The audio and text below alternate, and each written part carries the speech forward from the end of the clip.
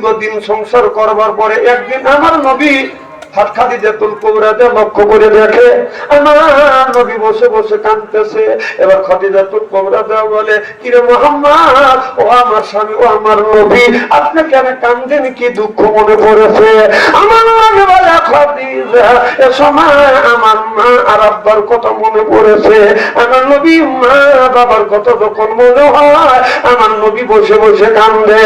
নবী বললেন, দুনিয়ায় সব মানুষ স্বার্থের পিছনে পড়ে, বউ করে স্বার্থের পিছনে, ছেলেও করে স্বার্থের পিছনে, শাশুড়ি করে স্বার্থের পিছনে, ভাই বোন করে স্বার্থের পিছনে। দুইজন ব্যক্তি স্বার্থ ছাড়া মানুষ করে, আমাদের খেদমত করে। একজন হলো মা আর একজন হলো বাবা।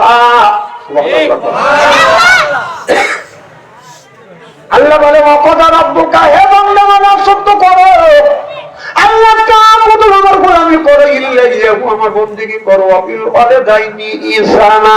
আল্লাহ বলে, বান্দা আমার দাসত্ব, আমার গোলামি করবার পরে নিজে নিজে পিতা মাতার খেদমত করে। কথা কার?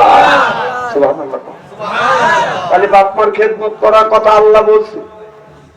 এ যুবক, তুমি যদি আপনার শহরে যাও, বাড়িতে আসতে যদি দেরি হয়, রাত যদি 12টা 1টা হয়, আসা দেখবে বাড়ির সব মানুষ ঘুমাইছে, ছেলে ঘুমাইছে, বিবি ঘুমাইছে, ভাই বোন সব ঘুমাইছে, দুইজন ব্যক্তি ঘুমায় না। একজন হলো মা আর একজন হলো বাবা। বাবা,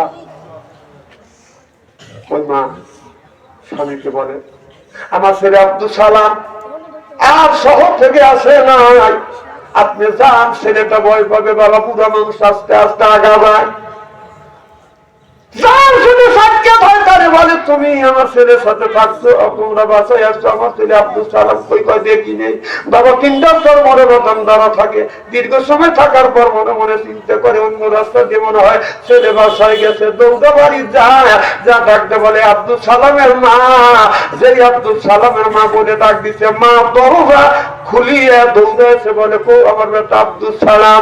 আব্দুল সালামের মামা বলে, বিবি রে, দীর্ঘ সময় দ্বারা ছিলাম, আমি ভাবছি ছেলে আইসে, মার কলেজের মধ্যে দরকার শুরু হয়, স্বামী রে, যাও যাও যাও, আমার ছেলে কি কেউ মারিয়ে ফালাইলো, আমার ছেলে আছে না, আমার ছেলে কোথায় গেছে?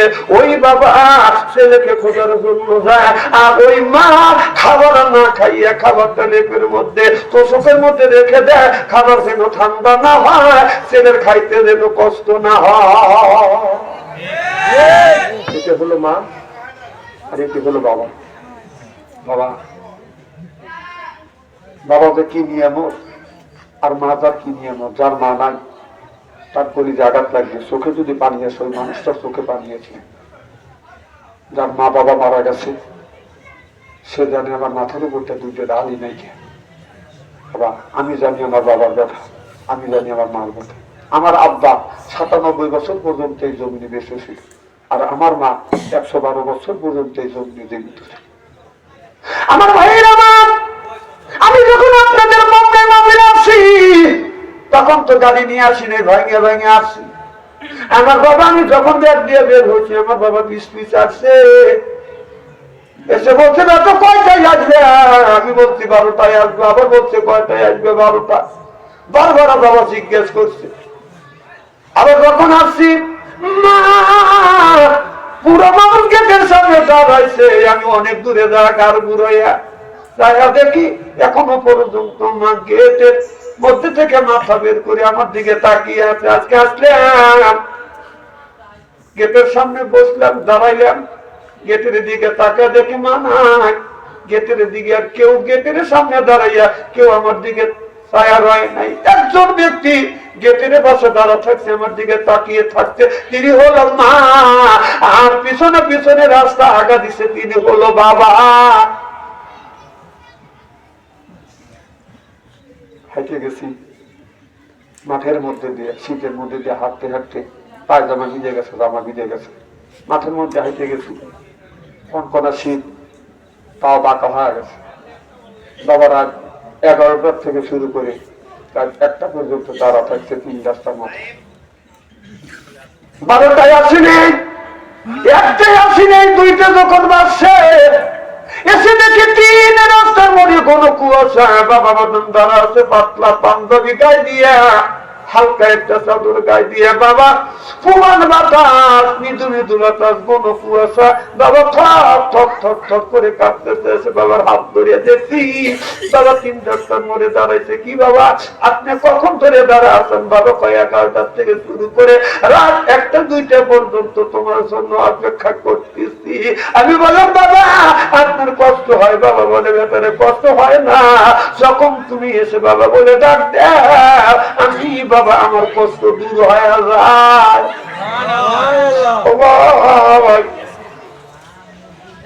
এখন ডক্টর মনে দেখুন বাবা তিনি ডক্টর মনে আছে কিন্তু বাবা নাই, আর কেউ 3 রাস্তা মরে আমার জন্য অপেক্ষা করে না।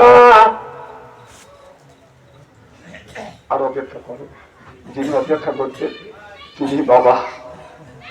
আরে বাবা কি দিয়ে বলতো, কারণ বাবা মারা গেছে তার কলিজা আঘাত লাগবে, মা যান মারা গেছে তার চোখে পানি। আমার ভাইরা আমার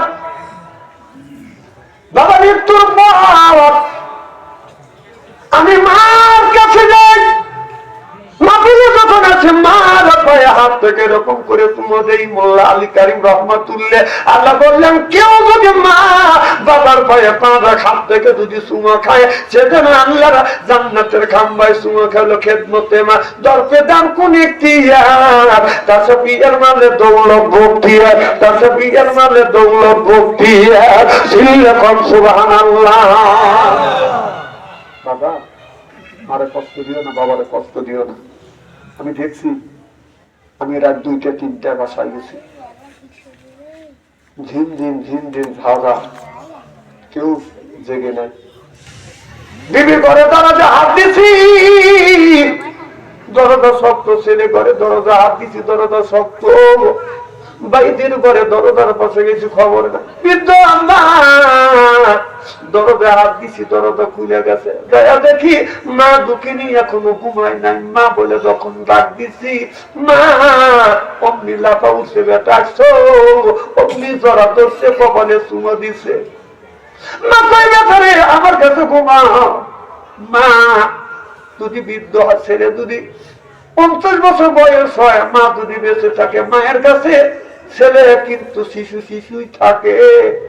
মাহফিল করে যখন বাসায় গেছি মা গলা জড়া ধরে ধরে আমাকে নিয়ে শুয়ে থাকে। আমার হাত ধরছে, হাত ঠান্ডা, মা পা ধরছে, মা ঠান্ডা। মাটা যাবো তোমার ঠান্ডা লাগছে, কষ্ট হয়। আমি বললাম না। আমার বৃদ্ধ মা রাত 2টার সময় 3টার সময় বসা গেছি, সরিষার তেল গরম করছে, সর্বশরীরে মালিশ করছে, এখনো ভালো হাত পাকা হয় না, মুখ পাকা হয় না। আর কেউ সরিষার তেল গরম করিয়ে শরীরে মালিশ করে না। আমি যিনি মালিশ করতেন তিনি হলাম মা।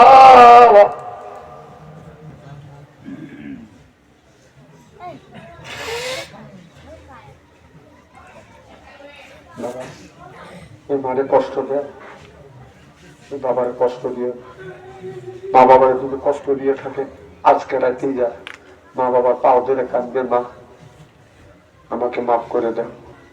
মা বাবার পায়ের নিচে সন্তানের বেহেশত, সুবহানাল্লাহ জোরে।